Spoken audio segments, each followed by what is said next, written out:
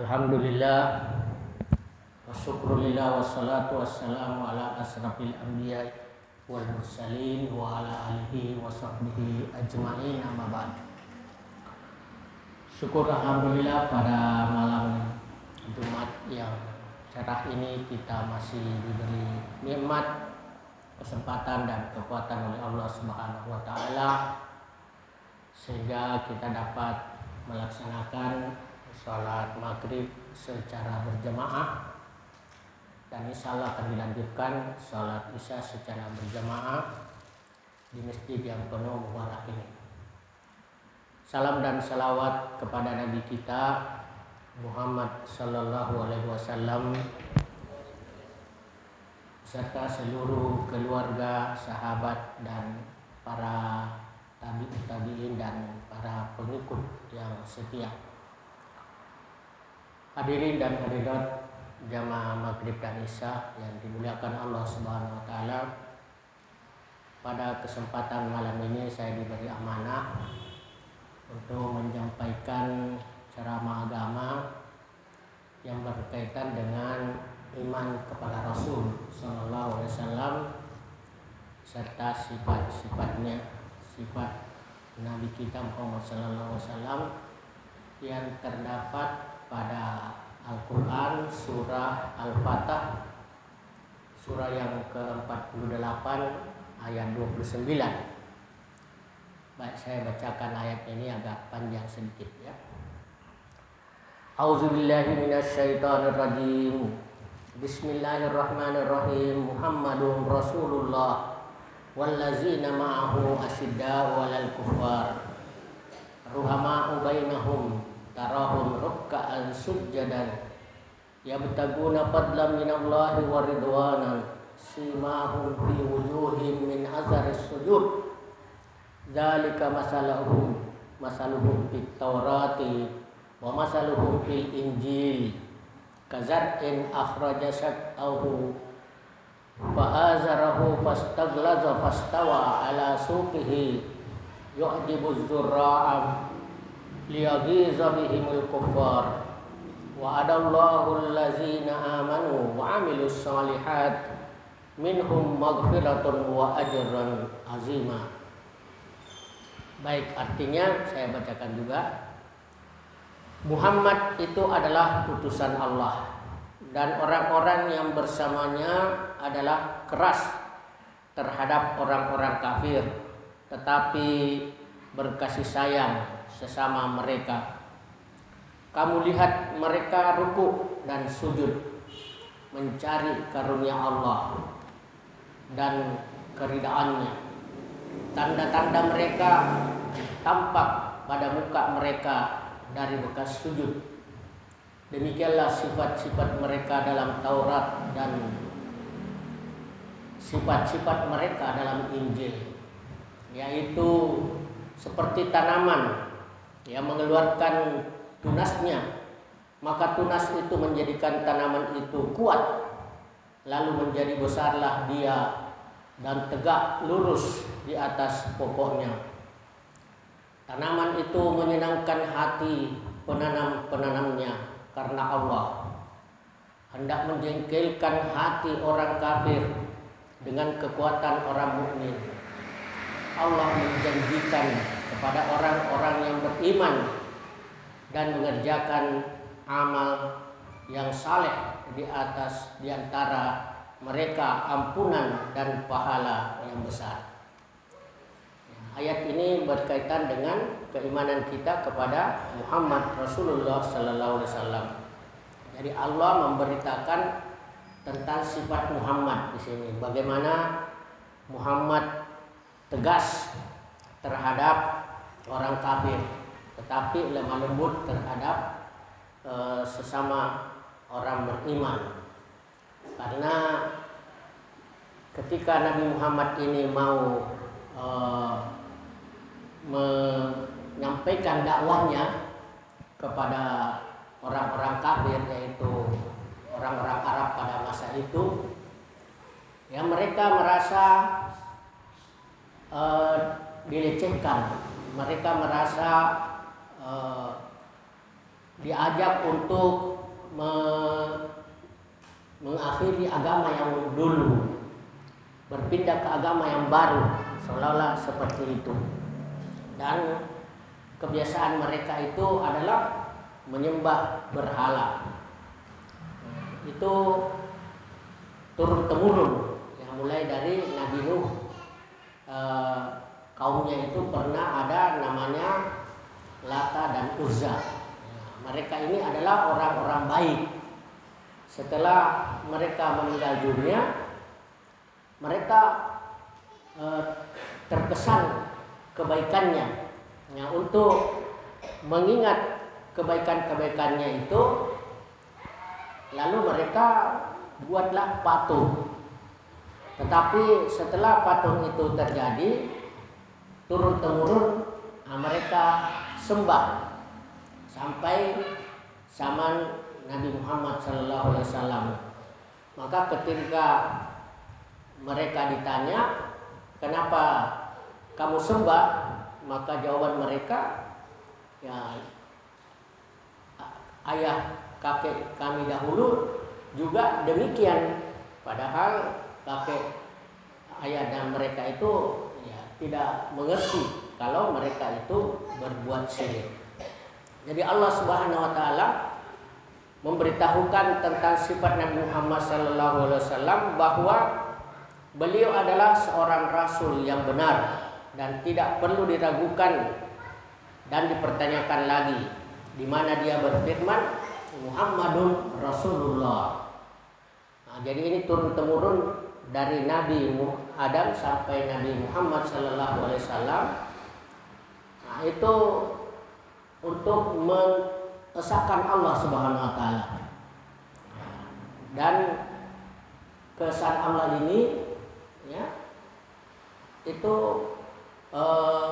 dikatakan oleh para rasul bahwa sembahlah Tuhanmu yang satu itu. Dan Muhammad Rasulullah SAW adalah utusan Allah yang terakhir. Ini adalah kalau dalam bahasa Arab itu disebut mubtada. Ya, mubtada, pokok kalimat. Dan yang datang sesudahnya itu anak kalimat. Ya, mubtada berada di permulaan. Kalau khabar setelah mubtada, yaitu Rasulullah sallallahu alaihi wasallam. Nah, ini adalah mubtada dan khabar, mencakup seluruh sifat yang baik. Dan kemudian diberikan pujian secara khusus bagi sahabat beliau. Nah, mudah-mudahan Allah meridai mereka semua. Dia berfirman wallazina ma'ahu. Nah, di situ wallazina ma'ahu itu berarti orang yang ada di sekitarnya, yaitu para sahabat. Sahabat itu adalah orang yang beriman pada masa Rasulullah sallallahu alaihi wasallam dan ketemu. Ya. Kemudian sesudah itu ada tabi'in, pengikut. Ya, pengikut itu orang yang ketemu sahabat dalam keadaan beriman. Nah, ini menyebutkan bahwa sahabat mereka ini, sahabat Nabi kita Muhammad sallallahu alaihi wasallam itu adalah termasuk orang-orang yang diridhoi, ya. Radhiyallahu anhum wa radu anhu. Ya, Allah ridho kepadanya dan mereka ridha kepadanya. Maka selain orang beriman asyidda, ya, kita harus tidak ada toleransi ya dalam beragama. Kalau dalam urusan keduniaan ya itu boleh-boleh saja. Karena pernah Rasulullah sallallahu alaihi wasallam ini diajak ya, kalau dia mau dunia akan diberikan harta sebanyak-banyaknya. Kalau dia mau harta. Kalau dia mau wanita, dia carikan wanita yang tercantik yang paling disukai Rasulullah sallallahu alaihi wasallam. Kalau dia mau jabatan, diangkat sebagai panglima atau raja. Tapi Rasulullah tidak terpengaruh semua itu. Kalau demikian, nah bagaimana kalau kita toleransi saja? Ya, saya menyembah Tuhanmu setahun, kamu menyembah Tuhan saya setahun. Tidak mempan. Kalau begitu sehari saya menyembah Tuhan, sehari kamu menyembah Tuhan saya, setahun saya sembah Tuhan kamu juga, tidak terpengaruh. Nah, terakhir, sekali saja kamu menyembah Tuhan kami akan menyembah Tuhan kamu seterusnya. Maka turunlah ayat, Qul ya ayyuhal kafirun. Katakan, hai orang-orang kafir, la a'budu ma ta'budun. Aku tidak menyembah apa yang kamu sembah dan seterusnya. Sampai lakum dinukum waliyadin. Jadi dalam perkara keagamaan itu tidak ada toleransi. Maka di sini dikatakan asyidda walal kufar ruhama'u bainahum. Dan orang-orang yang bersama dengannya adalah keras terhadap orang-orang kafir, tetapi berkasih sayang sesama mereka. Hal itu seperti firman Allah ya di ayat yang lain. Fasawfa ya'tillahu biqaumin yuhibbuhum wa yuhibbunahum azillatun 'alal mu'minina a'izzatun 'alal kafirin. Aizzatin 'alal kafirin, azillatin 'alal mu'minin, azillatin 'alal kafirin. Surah Al-Maidah ayat 54. Maka kelak Allah akan mendatangkan suatu kaum yang Allah mencintai mereka dan mereka pun mencintainya, yang bersikap lemah lembut terhadap orang-orang mukmin, yang bersikap keras terhadap orang-orang kafir. Nah, jadi ada itu buku namanya Al-Wala, ya, Al-Wala terhadap orang kafir kita musuh, ya. Terhadap orang beriman kita teman. Nah, itu dalam soal keagamaan. Tapi dalam makanya ada ukhuwah, ya, ukhuwah disebut ukhuwah diniyah, ukhuwah atau ukhuwah islamiyah, ya. Saudara seagama, seakidah, seiman. Kemudian ada juga ukhuwah wataniyah, ya, ukhuwah wataniyah atau ukhuwah syabiyah, kita ini sebangsa, setanah air. Ada juga ukhuwah insaniyah. Nah, walaupun kita itu berbeda agama, berbeda bangsa, tetapi kita bersaudara dalam kemanusiaan, karena kita satu bapak, satu ibu, kan nenek moyang, yaitu Adam dan Hawa. Maka dalam kemanusiaan kita itu tetap saling membantu, tetapi dalam keagamaan tidak ada toleransi. Inilah dikatakan dalam Quran itu azillatun 'alal mu'minin, karena sesama orang beriman itu adalah saling mencintai, saling menyayangi, ya, saling membantu, saling menolong, seperti satu batang tubuh, ya, satu batang tubuh. Kalau salah satu anggota tubuh sakit, maka seluruh anggota yang lain ikut sakit, ya, ikut sakit, seperti sakit demam sehingga tidak bisa tidur. Ya. Dalam hadis dikatakan masalul mu'minina fi tawadduhim wa tarahumihim kamasalil jasadil wahidi idza staka minhu adwun tada'alahu sa'irul jasadi bil huma was sa'ar. Ya, artinya perumpamaan seorang mukmin dalam kecintaan dan kasih sayang antara sesama mereka bagaikan jasad yang satu. Jika ada salah satu anggota badannya yang sakit, maka seluruh anggota tubuh lainnya akan ikut merasakan demam dan tidak dapat tidur. Itu adalah satu contoh. Kita ini kalau ada teman kita sakit, jangan kita bermasa bodoh, ya, harus kita prihatin, ya. Kalau ada saudara kita di Palestina dibantai, di Uighur, ya, di Irak, Iran dan lain sebagainya. Ya, kalau dibantai kita tidak boleh diam. Kita harus prihatin. Kita harus ikut merasakan bagaimana rasanya kalau kita dibantai seperti diri kita itu. Ya. Maka di dalam hadis itu dikatakan man la yahtamma bil muslimin falaysa minhum. Ya, siapa yang tidak peduli terhadap sesama orang Islam, maka dia bukan dari kelompok mereka. Itu masa bodoh. Kamu, saya. Tidak boleh seperti itu.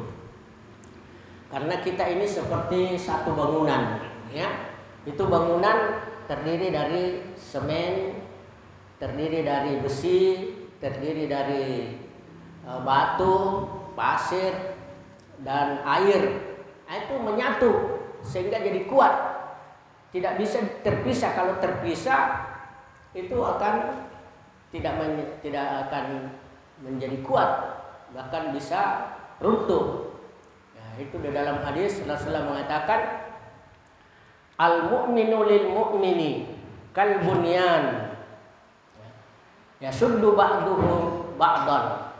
Orang mukmin terhadap mukmin lainnya itu bagaikan satu bangunan, sebagiannya memperkuat sebagian yang lain. Seperti kita orang Islam, kalau ada yang sakit itu hendaknya kita jenguk. Ya, makanya di dalam hak seorang mukmin terhadap orang lain, terhadap mukmin yang lain itu ada beberapa hak dan kewajiban. Antara lain kalau dia sakit kita jenguk, ya. Kalau dia meninggal kita antar. Kalau dia minta nasihat kita nasihati. Kalau dia bersin, ya dia mengucapkan alhamdulillah, lalu kita doakan yarhamkallah, dan lalu dia mengucapkan yahdikumullah wa yuslihu balakum. Itu hak terhadap mukmin dengan mukmin yang lain. Ya, juga di dalam hadis Rasulullah mengatakan al-muslimu man salimal muslimuna min lisanihi wa yadihi. Jadi orang Islam itu adalah orang yang selamat dari muslim lainnya, baik dari lisannya maupun dari tangannya. Lisannya tidak suka menghina, tidak memfitnah, tidak menggibah, ya itu, tidak membohongi sesamanya, dan tangannya tidak memukul, tidak menampar dan lain sebagainya. Dan firman Allah selanjutnya, tarahum ruk'an sujjadan yabtaguna fadlan minallahi wa ridwanan. Artinya kamu lihat mereka ruku dan sujud mencari karunia Allah dan keridaannya. Allah Ta'ala mensifati mereka dengan banyaknya amal dan banyak mengerjakan salat yang merupakan amal yang paling baik, dan mensifati mereka dengan ketulusan dalam mengerjakannya hanya karenanya semata, serta pengharapan mereka akan pahala yang besar dari sisinya, yaitu surga yang mencakup seluruh karunia Allah Subhanahu wa ta'ala, yakni berupa keluasan rezeki dan keridaannya atas mereka. Dan yang kedua jelas lebih besar dari yang pertama sebagaimana yang difirmankan Allah, waridwanan waridwanullahi ridwanu minallahi akbar. Ya, ini menunjukkan sifat seorang mukmin. Kalau orang mukmin itu baik sifatnya, itu nampak dari wajahnya, kelihatan bersinar. Ya. Bukan berarti ada tanda hitam di sini, belum tentu. Ya, kalau dia itu bagus sholatnya, bagus akhlaknya, itu akan memperlihatkan akhlaknya yang baik. Karena sholat itu ya itu akan menjadi hisab yang pertama nanti di akhirat. Kalau baik salatnya itu semua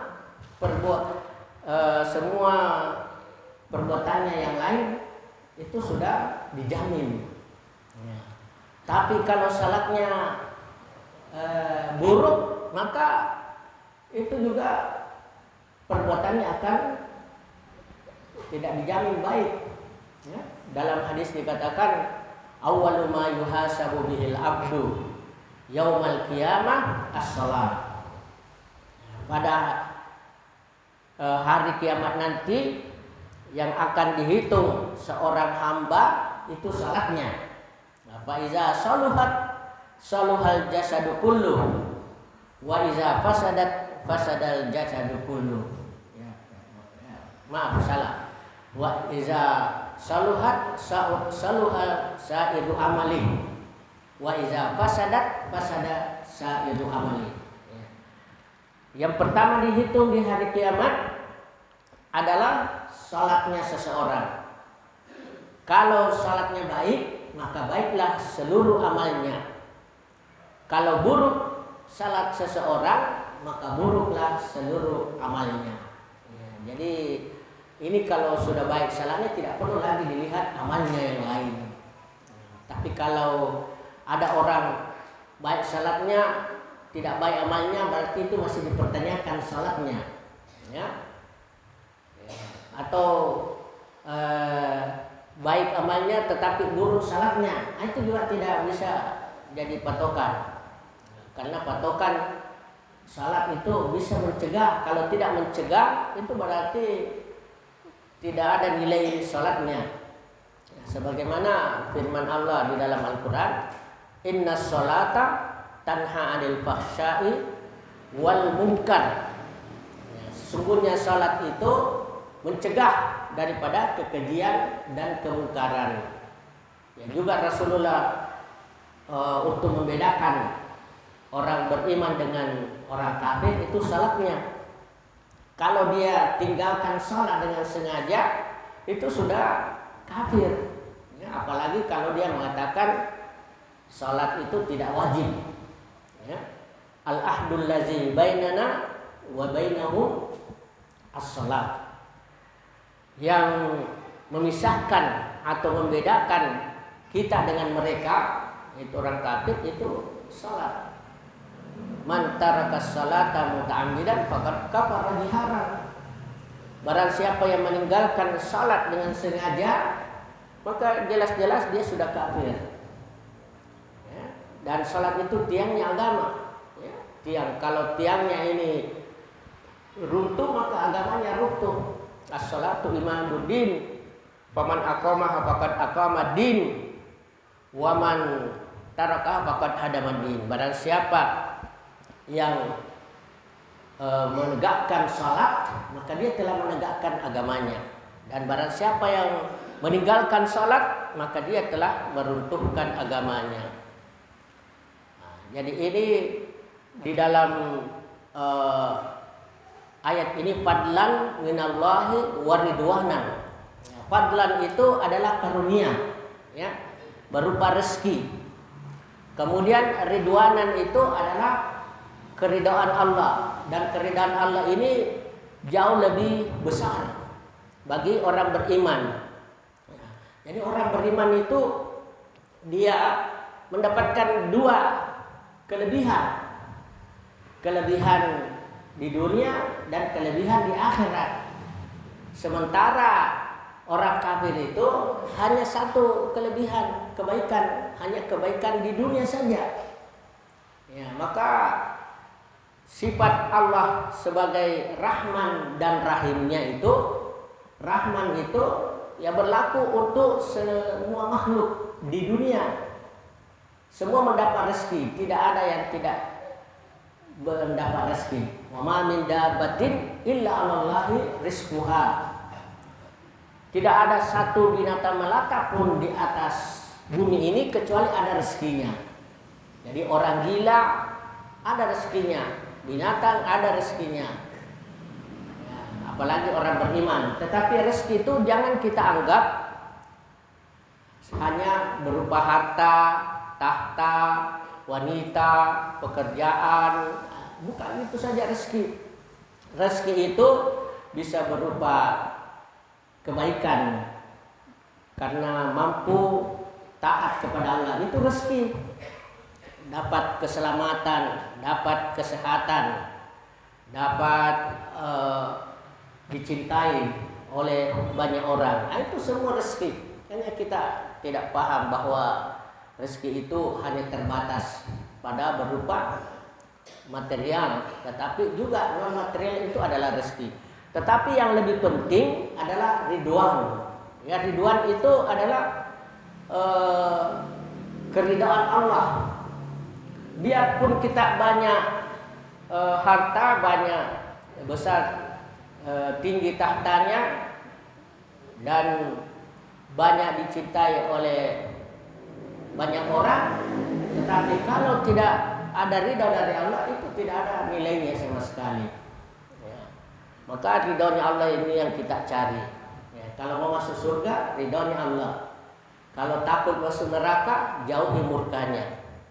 Untuk mendapatkan ridhonya, inilah perlu kita melakukan kebaikan-kebaikan. Di antara kebaikan itu adalah sholat.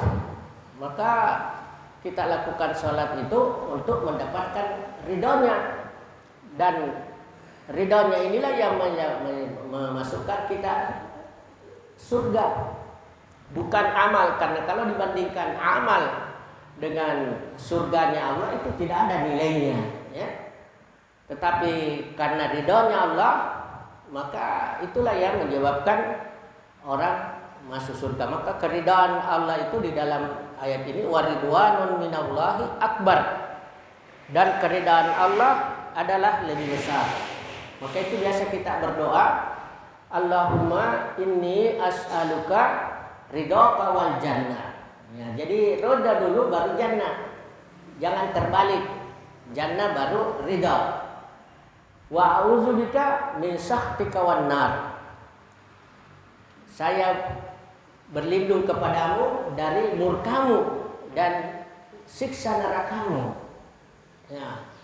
Jadi kita itu untuk mendapatkan surganya Allah harus kita dapatkan ridhonya dahulu. Untuk mendapatkan ridhonya kita harus berbuat baik. Makanya disebut ibadah itu adalah perbuatan yang disukai dan diridhoi Allah. Ya, perbuatan yang disukai dan diridhoi Allah. Kalau disukai itu berupa lahirnya, ya lahirnya, umpamanya sholat. Sholat itu kan kita mulai takbir sampai taslim. Nah, itu bentuk fisiknya, itu disukai oleh Allah. Tetapi ridhonya itu berupa hati, ya batin. Ya. Jadi itu makanya sholat itu disebut ibadah jasadiyah dan juga ibadah ruhiyah. Ya. Jadi badannya ikut beribadah, rohnya juga ikut beribadah. Rohnya itu ya itu yang tidak kelihatan, batinnya. Makanya perlu niat yang benar dan baik. Ya. Karena kalau niat ini yang salah, maka tidak ada nilainya. Ya, itu niatnya itu hanya karena Allah semata-mata. Dan itu tidak perlu harus dengan lafaz, cukup dengan hati. Kalaupun diharuskan lafaz, itu hanya untuk menguatkan. Ya. Makanya di salat itu ibadah jasadiyah dan ruhiyah. Ya, semua ada ruhiyahnya. Seperti puasa, jasadiyah, ruhiyah. Kalau zakat, ya maliyah, ruhiyah. Jadi hartanya ikut beribadah, rohnya juga ikut beribadah.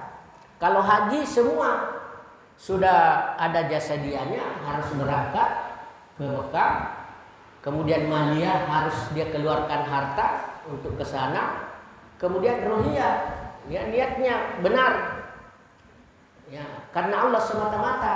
Karena ada orang itu pergi haji ya lain-lain niatnya, beda-beda ya, ada niatnya karena mau disebut haji setelah pulangnya. Ada orang naik haji supaya mendapat jabatan di masyarakat ya. Ada juga niatnya untuk jalan-jalan saja ya, daripada ke Eropa lebih baik ke Mekah. Ada juga niatnya berdagang ya. Dia bawa, karena orang kalau pergi haji bawa dagangan itu laku keras sehingga berubah niatnya. Ada juga orang yang haji karena ingin meminta-minta ya, minta-minta. Nah ini sudah tidak ada ruhnya dalam beribadah. Jadi ibadah haji itu ibadah ruhiyah, jasadiyah, dan maliyah. Nah, orang yang beribadah seperti ini akan nampak dari penampilannya berupa keimanan ya, terlihat menggembirakan. Di dalam ayat ini dikatakan simahum ya, fi wujuhihim min asaris sujud. Tanda-tanda mereka nampak pada muka mereka dan dari bekas sujud. Ali bin Abi Talha meriwayatkan dari Ibnu Abbas radhiyallahu anhu, tanda-tanda mereka tampak pada muka mereka. Itu berarti tanda yang baik. Sedangkan Mujahid, beberapa ulama mengatakan yaitu kekhusyuan dan sikap tawadu. Ya, jadi orang yang bagus ibadahnya, bagus salatnya, bagus puasanya, bagus hajinya itu kelihatan dari penampilannya. Penampilannya itu tawadu. Tawadu itu rendah hati. Ya, bedakan rendah diri dengan rendah hati. Ya, kekhusyuan, khusyuk. Khusyuk itu artinya tunduk, ya, patuh. Kalau kepada Allah itu rendah diri, ya, rendah diri. Artinya kita ini tidak ada apa-apanya, sangat rendah sekali. Seperti dikemukakan oleh Hamka dulu waktu ke Makassar, kalau kita melihat diri kita di Makassar itu tidak ada nilainya, titik, sebuah titik. Itu titik saja. Kemudian Makassar dibandingkan Sulawesi juga titik. Sulawesi dengan Asia itu kecil. Asia dunia dibandingkan dunia kecil itu Sulawesi, Indonesia. Bumi dengan alam yang sekitarnya itu kecil. Nah, itu semua tidak ada apa-apanya dibandingkan Allah. Nah, maka ini Allah Maha Besar. Kita itu khusyuk, tunduk, patuh, ya, itu rendah diri. Tetapi sesama manusia bukan rendah diri, itu rendah hati. Ya, beda itu rendah hati dengan rendah diri. Kalau rendah hati itu dia tidak merasa lebih dari yang lain. Kalau dia merasa lebih dari yang lain, nah itu sudah tinggi hati namanya, bukan rendah hati. Karena kita semua ini sama, tidak ada perbedaannya di hadapan Allah. Ya, kullukum sawa, kullukum min bani Adam. Semua kamu ini dari anak cucu Adam. La farqa li arabiyyin ala ajamiyyin illa bittaqwa. Tidak ada perbedaan antara orang Arab dan bukan Arab kecuali takwanya. Jadi tidak boleh kita merasa tinggi dari yang lain, karena kita pasti punya kekurangan dibandingkan orang lain, dan orang lain pasti punya kelebihan dibandingkan dengan kita. Seperti rendah hati itu lawan daripada tinggi hati, itu takabur. Takabur itu merasa besar, merasa hebat, merasa di atas. Kalau ada seperti itu sudah takabur. Dan kedua, tidak mau tunduk patuh ya terhadap perintah Allah Subhanahu wa taala. Sudah merasa hebat, tidak mau lagi melakukan kebaikan, ya, tidak mau tunduk. Ya, seperti iblis. Iblis itu dia merasa lebih daripada Adam. Ya, Adam itu terbuat dari tanah. Iblis terbuat dari api. Dia merasa api lebih mulia daripada tanah. Bagaimana saya mungkin mau sujud kepadanya, sehingga dia tidak mau tunduk patuh pada perintah Allah. Seandainya dia tidak merasa lebih mulia, dia akan patuh, tunduk. Ya, karena dia merasa tinggi, merasa hebat, sehingga dia tolak. Padahal Allah itu bukan merendahkan diri kepada Adam, tetapi merendahkan diri kepada Allah. Yang merendahkan diri kepada Allah dengan taat terhadap perintahnya, tetapi rendah hati kepada Adam, bahwa Adam dan iblis sama-sama makhluk Allah, tidak ada kelebihan dan kekurangan. Artinya pasti ada kelebihan dan kekurangan. Jadi sebaik-baik orang pasti ada kekurangannya. Nah, seburuk-buruk orang pasti ada kelebihannya. Jadi yang kalau terhadap orang lain itu kita lihat kebaikannya, walaupun kebaikannya sedikit. Ya, sebaliknya kepada diri kita, lihat keburukan, walaupun kebaikan kita banyak. Ya, maka itu Luqman Hakim itu kepada anaknya dia nasihati, ingat dua, lupakan dua. Ingat dua, ingat kebaikan orang lain dan ingat keburukanmu. Ya, itu. Lupakan dua, lupakan keburukan orang dan lupakan kebaikanmu. Supaya kita ini tidak sombong, takabur. Ya. Maka Nabi mengatakan, kalau ada sebiji rasa kesombongan dalam hati, itu baunya surga saja susah dicium. Karena takabur itu hanya milik Allah, kalau bukan Allah milik iblis. Kalau selain itu berarti dia sudah keluar dari sifat tersebut. Kemudian simahum fi wujuhihim min athari sujud. Mengenai firman Allah Subhanahu wa taala, tanda-tanda mereka tampak pada muka mereka dari bekas sujud.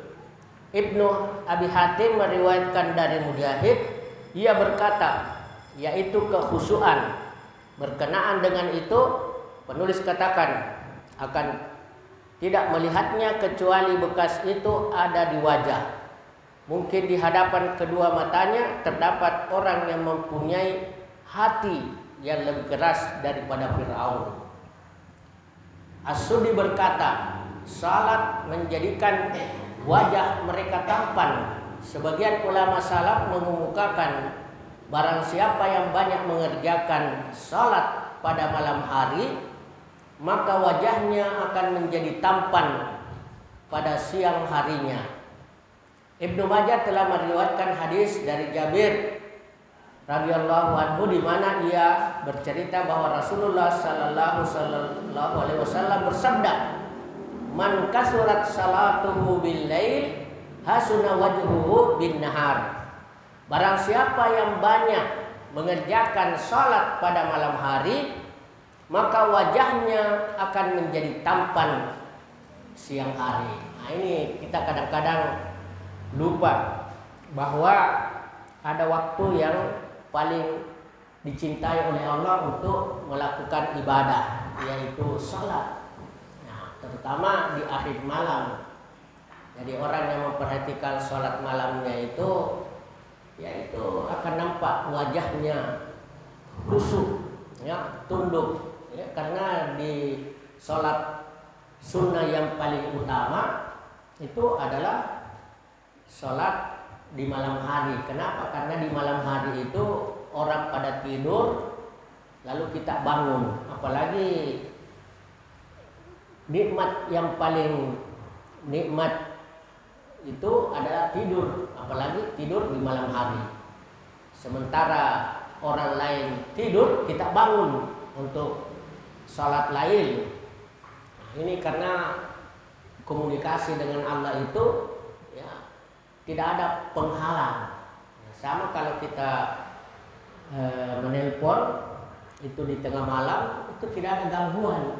Ya, begitu juga kalau kita komunikasi dengan Allah pada malam hari, nah itu tidak ada hambatan. Ya, makanya salatnya orang munafik itu yang paling berat itu salat Isya dan subuh. Nah, karena dulu itu ya, dulu di zaman Rasulullah itu belum ada listrik seperti sekarang ini, sehingga gelap ya, kecuali mungkin hanya api ya. Sehingga mereka itu kalau malam tidak kelihatan ya. Terutama Isya. Kalau duhur, asar, maghrib kelihatan.